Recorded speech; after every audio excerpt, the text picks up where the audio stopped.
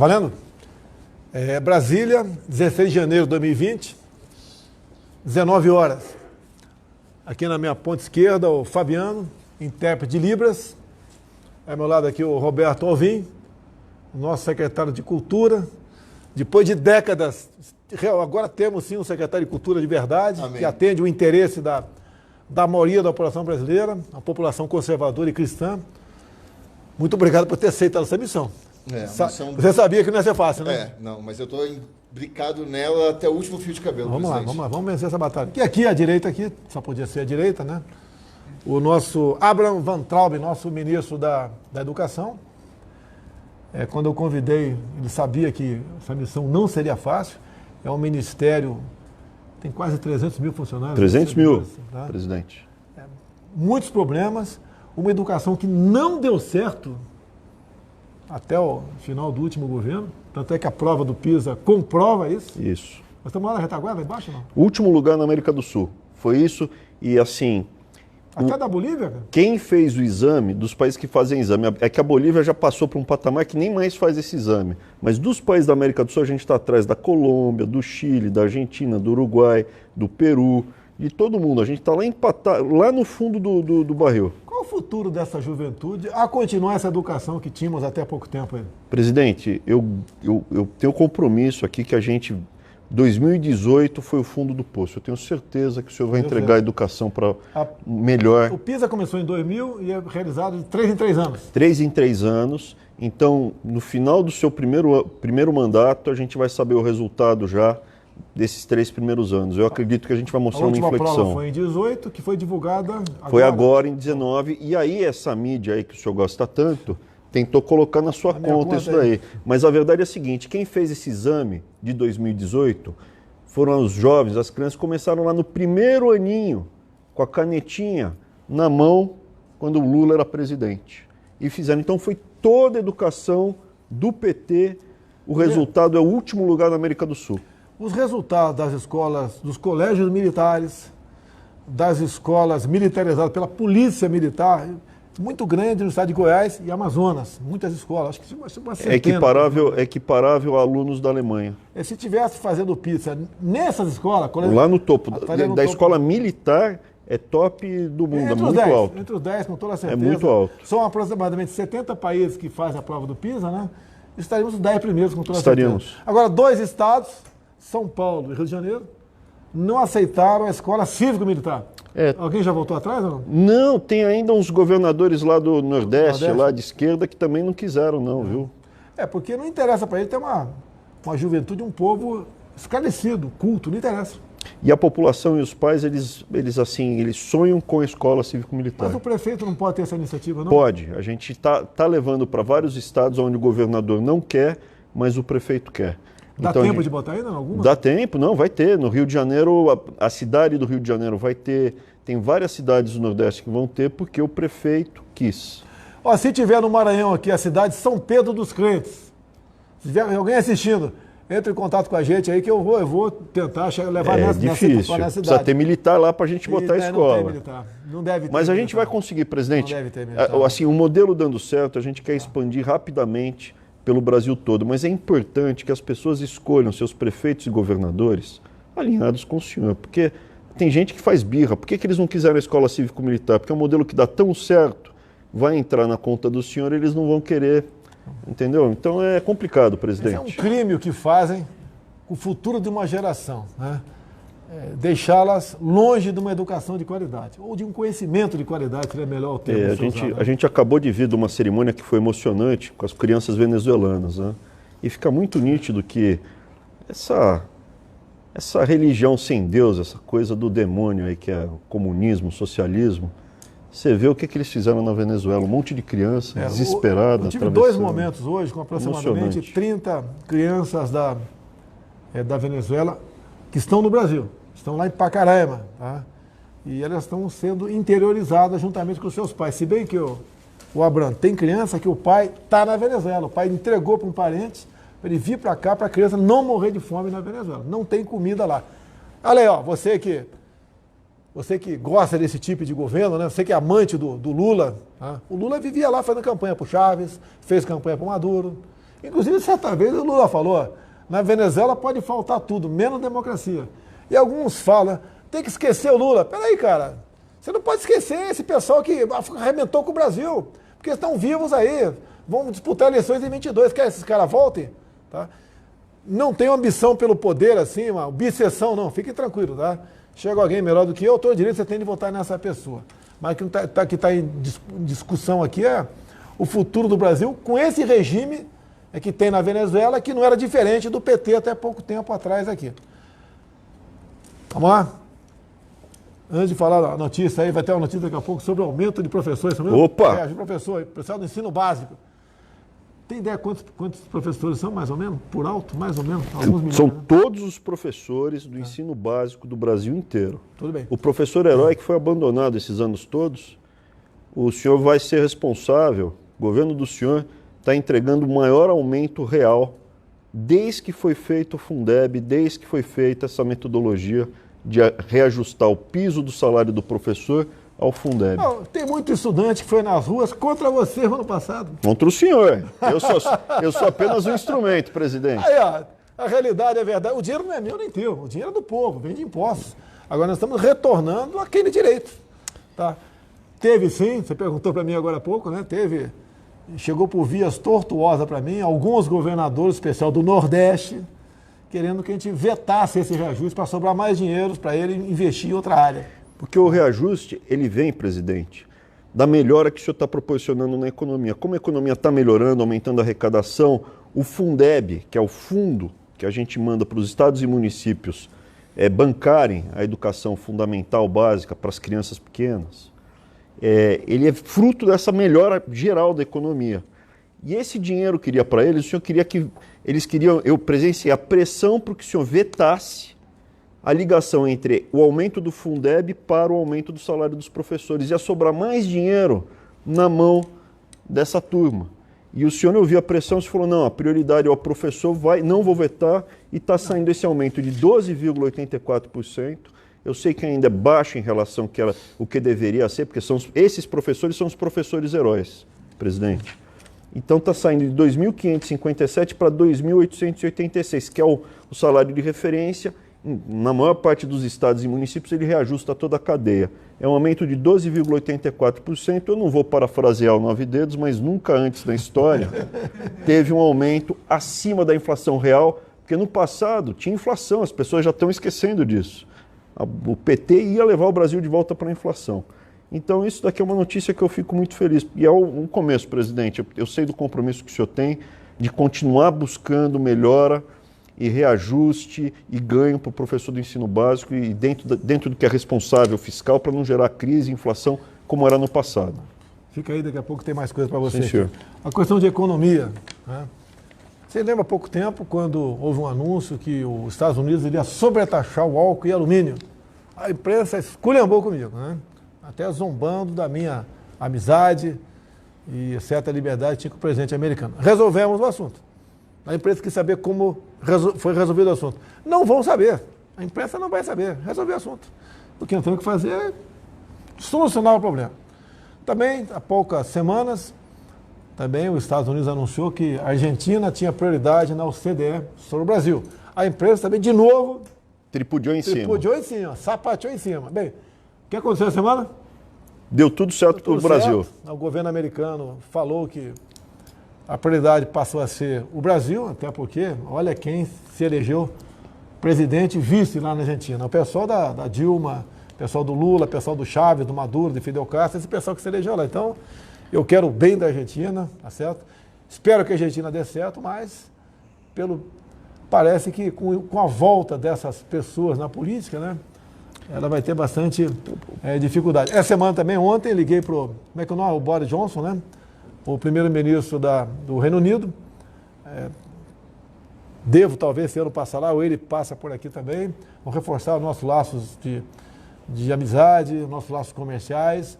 Afinal de contas, com o Reino Unido saindo da União Europeia, tá? Eles agora são um ser aí soberano para fazer comércio com o mundo todo, praticando em grande parte o bilateralismo. O Brasil, logicamente, se interessa por esse mercado, nós temos muito a oferecer a eles também têm algo a oferecer a nós, E eu fiquei muito feliz com a eleição do Boris Johnson, né?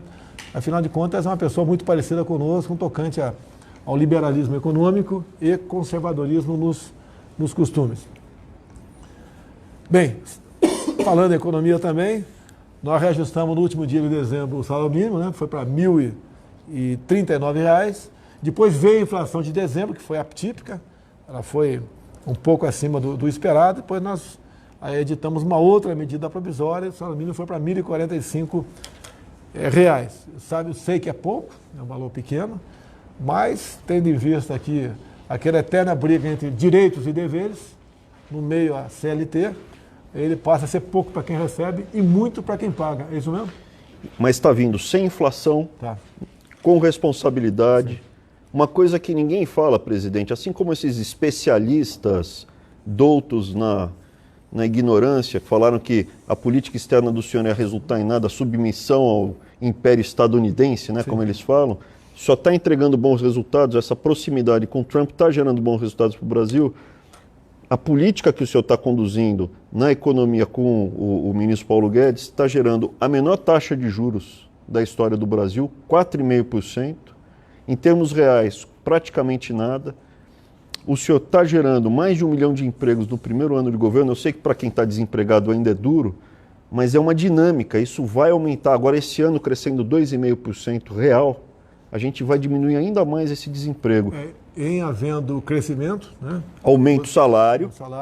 Temos um problema de energia também. Daí a decisão nossa de não sobretaxar o sol. Eu sei que o termo técnico não é esse, né? Mas não taxar a energia solar que é produzida nas placas fotovoltaicas. Precisamos disso. E aquela história, né?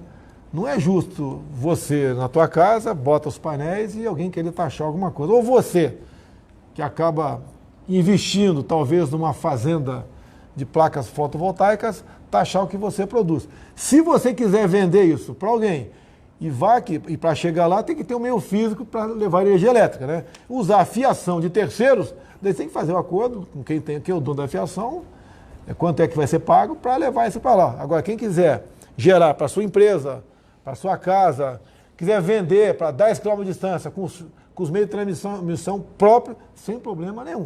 O Brasil precisa de energia para crescer.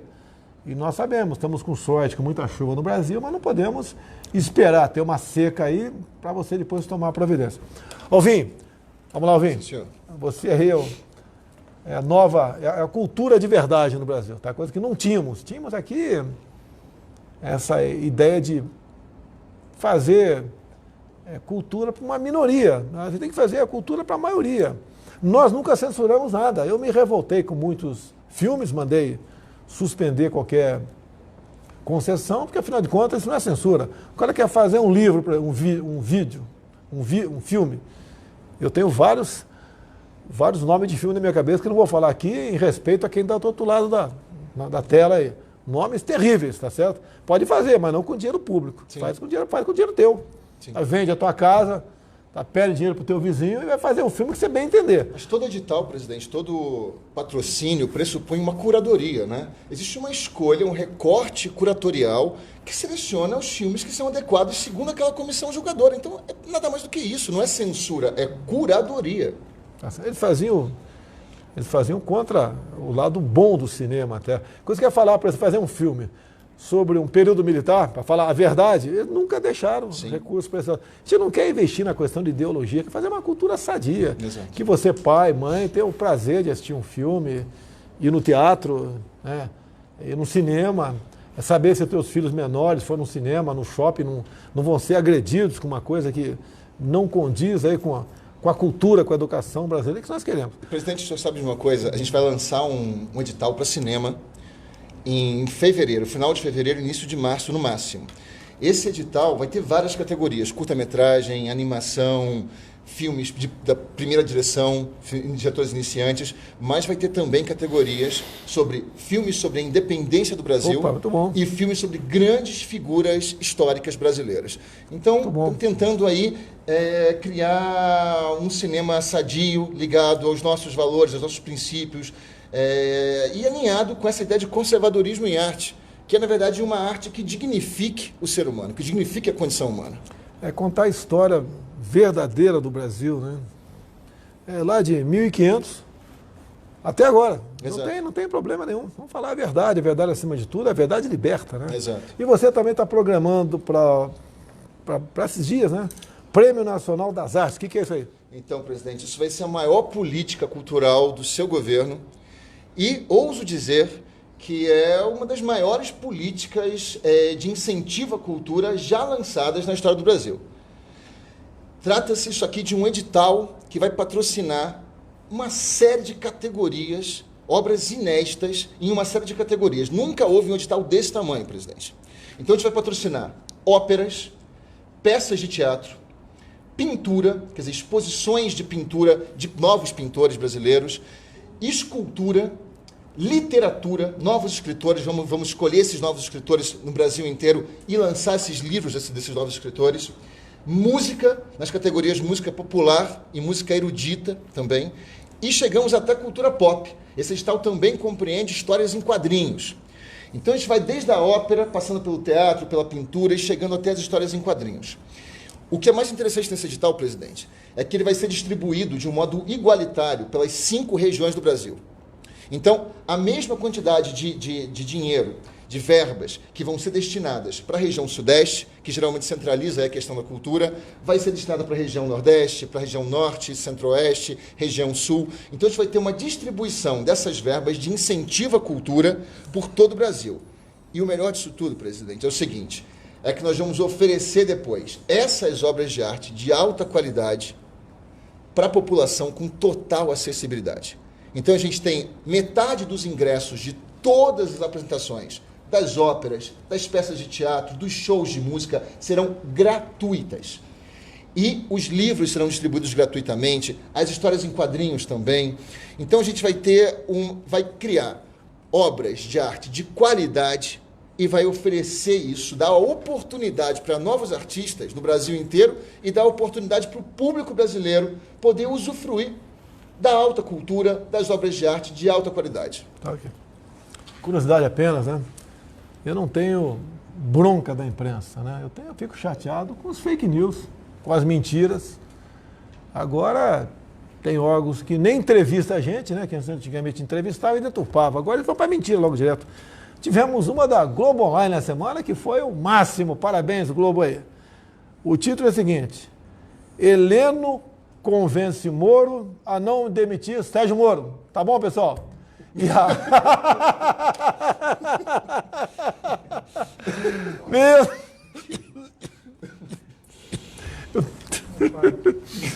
E isso veio, né, do livro aí que está sendo lançado aí pela... Meu Deus do céu, Thaís Oyama. Lá no Japão ele ia morrer de fome com o jornalismo, escrevendo o livro, né? Lá. Ela diz que eu pensei, o ano passado, em demitir Sérgio Moro. Aí, ó, eu pensei... Agora, como é que é o negócio mesmo? O jornalista agora, eles fazem a matéria interpretando o teu pensamento. É Chico Xavier, como é que é o negócio aí? Clarividência. Clarividência. Pelo amor de Deus, pessoal. Não tem o que falar do governo, não tem o que falar. É o tempo todo atacando. Como eu gostaria de uma imprensa que vendesse, né, a verdade para informar esse povo realmente. Esse país ia andar muito. Você pode ver, 1 ou 2 ministros, se é coisa errada, 3 ou 4 ministros atrapalham. Agora, uma imprensa estraga o país todo com esse tipo de desinformação. Acaba, atenção, imprensa, não é para todo mundo, né? Tem uns órgãos de imprensa sérios, umas televisões sérias aí.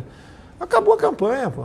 Acabou. Se eu der errado aqui, o Brasil vai ser difícil retornar à situação que encontramos no momento, com a economia, como se disse agora há pouco, rodando, os números aparecendo, uma taxa de juros nunca visto na história do Brasil. Nunca antes visto na história do Brasil. 4,5%. Nominal. Sem canetaço. Olha, a Caixa Econômica Federal, o cheque especial, 5%. Estava 13%, a Caixa botou para 5%, depois o Banco Central resolveu, com a CVM, se não me engano. Crescimento, sim, o crescimento vindo consistente, espalhado, no investimento, não é aquele fogo de palha, né, que era só no consumo rápido, que gerava inflação. Passou para 8%, está alto, sei disso, mas 8%, 8%, diferente de 13%. Eu acho que é diferente de 13%, 5% é a diferença. É muita coisa. Agora, o número de inadimplentes, pelo terceiro mês consecutivo caiu aqui no Brasil também. O pessoal está pagando suas dívidas, se livrando das dívidas. É duro. Alguns até falam, eu tinha que pegar emprestado. Oh, meu Deus do céu. Eu já fui também assalariado, não nasci presidente, nem nasci deputado federal, nem vereador, que já fui vereador também. E às vezes sei que vem quando o cara se complica aí, mas tem que fazer uma força para não entrar no cheque especial. Agora, quem tem que entrar, vai para a Caixa Econômica, lá está 5%. E o nosso prezado presidente da Caixa, tá? O Pedro Guimarães, falou que vai diminuir mais aí esse percentual. Agora, os outros bancos só passaram para 8%, como um acordo com o BC, porque a Caixa Econômica botou lá embaixo. Eu acho que por mês, estava nos últimos meses, né? Um pouco mais de 300 mil novos clientes para a Caixa Econômica. O pessoal estava migrando de bancos para cá, para a Caixa Econômica, e viram que tinha que diminuir. E com a Caixa, com essa política, né, vai forçar os outros bancos a diminuir. E o Pedro Guimarães, presidente da Caixa, está fazendo isso de acordo com o seu entendimento. Não tem nenhuma decisão, nenhuma interferência por parte do chefe do executivo aqui. Aumento para a pessoa, está safo. Mais uma coisa? O aumento do professor está feito. Posso ir embora lá, tocar a ficha, presidente? Senta aqui, tem o homem do fundo do mar. Ele comemorou aí o Campeonato Brasileiro do Flamengo com tubaína e tilápia. Ah, gostei de ver. O pessoal da pesca tá com ciúme. Tem que falar da sardinha. Sardinha também. Da lagosta. Eu torci para vocês lá no Catar, né? Mas infelizmente não deu certo. O papai foi lá, ó. Será que ele quer o pé frio? Vamos lá, pessoal, base da Antártica, né? Anteontem havia anunciado uma live, depois passamos para ontem, tendo em vista as condições climáticas. Demorou o pessoal chegar, chegou tarde ontem, então não foi possível fazer a live. Já estão retornando, mas atrasou o retorno, que tendo em vista as condições atmosféricas, que ela muda muito rapidamente. O pessoal está retornando. Foram lá participar da reinauguração da nossa base lá em Antártica. Uma base que realmente orgulha a todos nós. Eu quero ver se esse pessoal que for para lá, obviamente, tendo à frente aí o nosso ministro da Ciência e Tecnologia, o Marcos Pontes, a gente possa fazer uma live brevemente para ele falar para que serve, o que o Brasil está fazendo lá, fazer uma série de perguntas, né? Como é que pode tomar uma cerveja lá na Antártica? Não tem geladeira lá, pô, impressionante. É só botar no gelo. Não sei por quê. Tubaína gelada lá, não tem como tomar, não tem geladeira lá, pô. Tem que mandar a geladeira para lá, pô. Tem os icebergs. O que eles alimentam, como eles sobrevivem lá, o seu relacionamento com gente de outros países que estão na região, tá certo? Como é que é a comunicação deles, o que já descobriram até agora, quantos cientistas estão lá pesquisando, são verdadeiros heróis, realmente, tá certo? Então, e com essa nova base agora, muito mais meios para melhor trabalhar, eles terão a partir de agora, né? E o Brasil realmente tem de vista cumprir esses pré-requisitos, ele passa a ser um dos, entre aspas, né, dono do continente gelado que é a Antártica. Você tem conhecimento, já que você é o secretário da pesca, eu quero fazer pergunta difícil para você. O que é CRIO? Sabe o que é CRIO? Não? Claro que sei. Então dá uma aula de CRIO. Dá uma aula para a gente aí. É um microcrustáceo que é rico naquela região gelada, que vários países exploram. Inclusive, nós temos direito a licenças de CRIO, mas o setor produtivo pode querer investir. O Brasil paga atualmente, desde a década de 80, $100 mil por ano por um espaço na Antártica. E nós não utilizamos essa licença de pesca, capitão. Vamos tá aí uma oportunidade. Vamos correr atrás aí, tá certo? Tá? É um microcrustáceo. Quero confessar a vocês aqui, né? Eu sabia do potencial da pesca em parte do Brasil. Tá? Se soubesse com mais amplitude, eu não teria extinguido o Ministério da Pesca, né? Ele é secretário. Né? Eu teria mantido o Ministério da Pesca, que teria muito mais meios para melhor trabalhar, para fazer com que o pescado no Brasil, a piscicultura, pese realmente na nossa balança comercial, pese realmente na alimentação aí do povo brasileiro. Tem uma proposta de levar o peixe, o pescado para a escola? Temos já, enviamos 27 ofícios para todos os governadores, tá? E agora estamos reforçando, porque estamos aumentando a produção de pescado, tanto da maricultura, da pesca selvagem, quanto na aquicultura, que é o modelo mundial, está crescendo em aquicultura. E os governadores, mais uma vez, governadores de todo o Brasil, a Secretaria de Aquicultura e Pesca já oficiou os senhores, dando essa opção. Tem todo o apoio do governo federal para que ajudemos esses produtores locais e, obviamente, capitão, o Brasil está engordando muito. É o segundo país mais gordo do mundo hoje. E a resolução disso, obviamente, passa por uma alimentação saudável. E o peixe, com certeza, melhor que batata frita, melhor que tantas coisas que são oferecidas para a criançada. Olha só, segundo a Embrapa, 1 hectare de lago, 1 hectare, mais 100%, mais ou menos o tamanho do campo de futebol. Segundo a Embrapa, dá para tirar por ano de 10 a 15 toneladas de tilápia, é isso mesmo? Se for em cativeiro, em sistema superintensivo, até 100 toneladas por hectare. E nós já trouxemos tecnologia, né? Inclusive Israel é um grande modelo disso, em pequenas áreas, com oxigenação. Você já foi ver a piscicultura no deserto lá em Israel? Foi lá com o senhor, lhe acompanhei lá naquela comitiva. Mas eu não fui na piscicultura, nessa viagem eu não fui lá. É uma coisa fantástica, não é? Maravilhoso. Tá certo. Piscicultura no deserto. O Brasil é um país das águas. Nós temos aqui bacias, né? Bacias, temos aqui rios em abundância, uma costa aí, pouco mais de 7 mil quilômetros de costa. 8.500 quilômetros. 8.500 de costa, é o tamanho, 8.500 quilômetros de costa brasileira, lagos, chove com frequência, quase que no Brasil todo. A gente não pode ficar afastado disso. Capitão, Brasil, maior detentor de recursos hídricos do mundo. E detalhe, somos potência em avicultura, suinocultura, em aves, tudo. Isso mostra que, mesmo com o potencial da natureza que Deus nos abençoou, a gestão da pesca durante muitos anos serviu a interesses políticos partidários que agora não mais, né? Inclusive, gostaria que o senhor só me desse um minuto para falar. Ontem, parabenizando a gestão da nossa ministra Tereza Cristina, ela criou um núcleo China dentro do Ministério da Agricultura e ontem lotamos o auditório do Ministério da Agricultura, setor produtivo do Oiapoque ao Chuí, camarão, pesca selvagem, piscicultura, tilápia, vieram e fizemos um treinamento como exportar para a China. Ou seja, capitão... Tem espaço para exportar peixe para a China? Eles são os maiores produtores de peixe do mundo e os maiores importadores de peixe do mundo. Cada chinês come em média 50 quilos de pescado por ano. Lá são quase 1 bilhão e 400 milhões de habitantes. É um grande comércio para nós, né? Quem sabe exportando mais peixe, né? Sobre mais carne pra gente aqui. Estamos ajudando. O pessoal reclama do preço da carne com razão, reclama com razão. Vamos comer peixe. É a lei da oferta e da procura. Não dá para tabelar a carne, né? Tem gente que pede para tabelar a cerveja. Tabelar o camarão, e daí? Não pode, de jeito nenhum. Nem a tubaína. É o livre mercado, pessoal. O Brasil tem uma dívida monstruosa para pagar. O ano passado nós pagamos mais de R$1 bilhão por dia de juros e amortização de dívida. Com a diminuição da taxa Selic, a previsão esse ano, segundo o Banco Central, nós pagamos menos 110 bilhões de reais de juros. Então o Brasil está... né? Hoje teve um grande empresário australiano conversando comigo, da área da mineração. Ele está querendo explorar vanádio no Piauí. O Piauí é o estado mais pobre do Brasil, né? O penúltimo é o Maranhão, acho que o Piauí é o mais pobre, sim. Está há 3 anos lutando por uma licença ambiental do estado e não consegue. O governador lá, é o governador que indica o secretário de meio ambiente, né? Agora, uma visão dessas pessoas é tacanha, tá?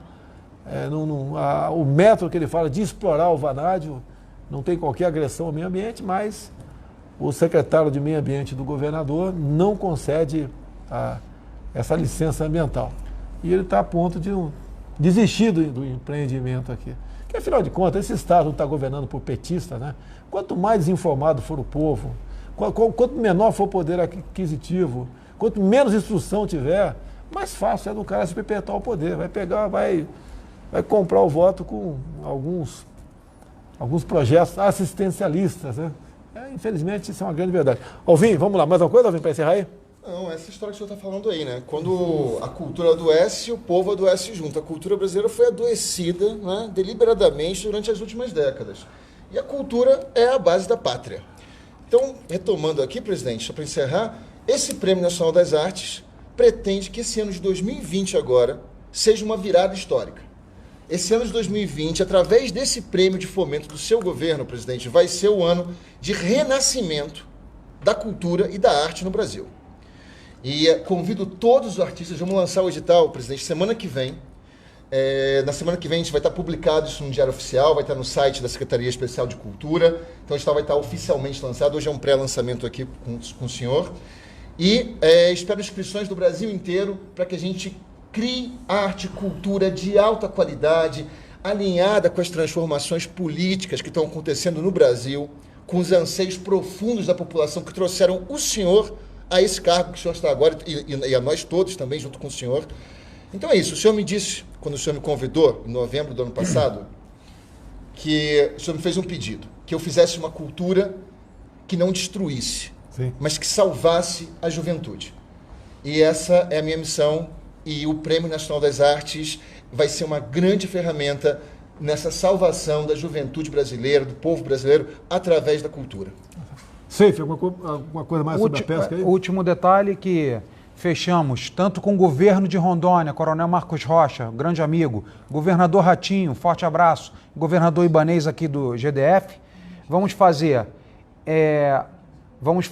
o primeiro festival de tilápia, o senhor que gosta tanto de tilápia, queremos fazer, estamos planejando para o dia 29 de junho, dia do pescador, e queremos entrar no Guinness Book como a maior distribuição de peixe da esplanada dos ministérios.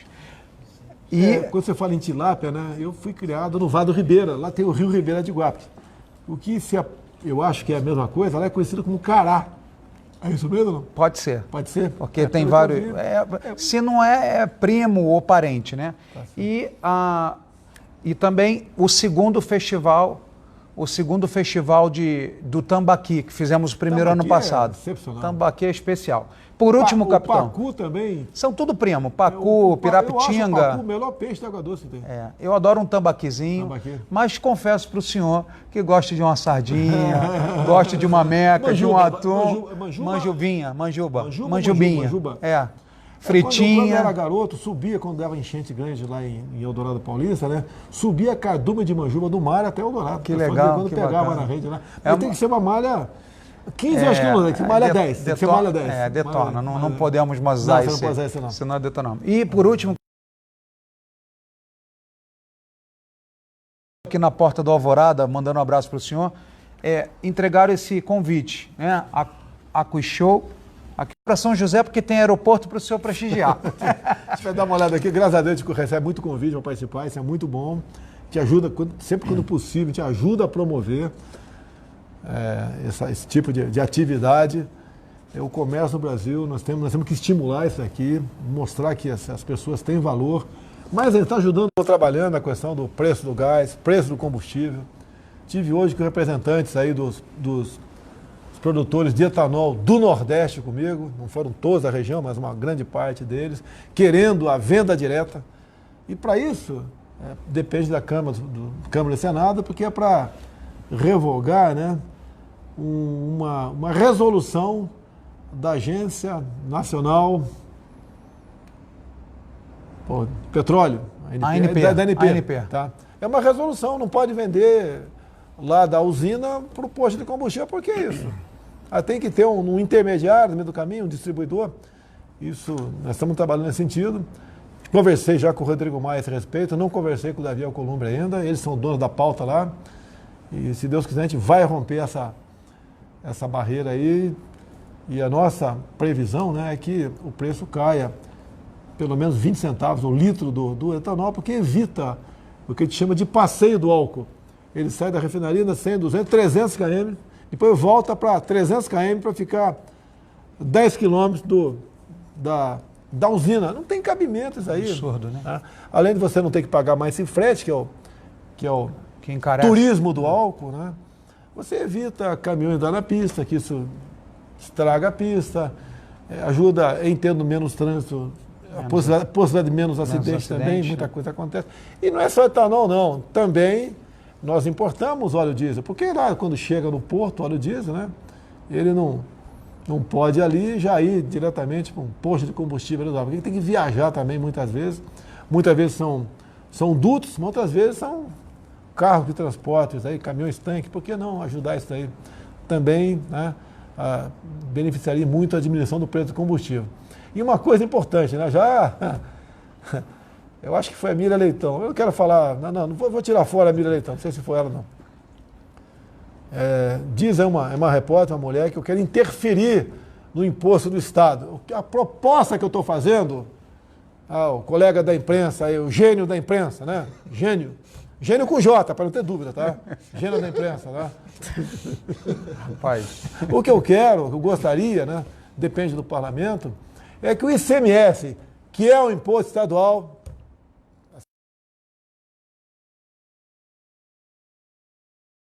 refinaria. O que você reclama com razão aqui?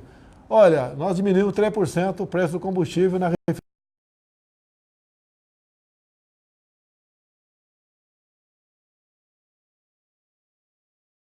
O estado agora que o pessoal está bebendo uma água terrível lá, né? É lógico, o governador loteou dar esse problema lá no Rio de Janeiro. Tá? Rio de Janeiro. O preço, vamos falar da gasolina. Está R$ 5,00 em média na bomba, está em média 30% de CMS. Então, 1,50. Na refinaria,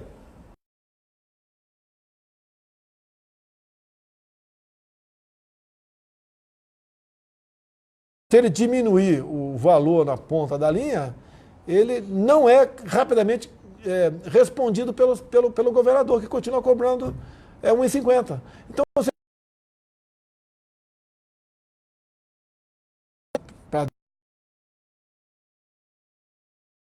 a gasolina, tá certo?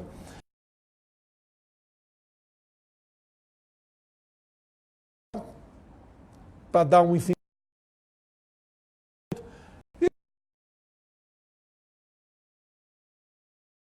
Deputados estaduais do Rio de Janeiro, mostrar que, olha, nós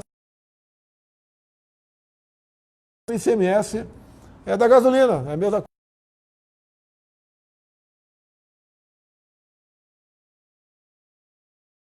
Responsável pelo preço do combustível está esse que está na bomba final. É o transportador, é o governador. O que é o governo federal?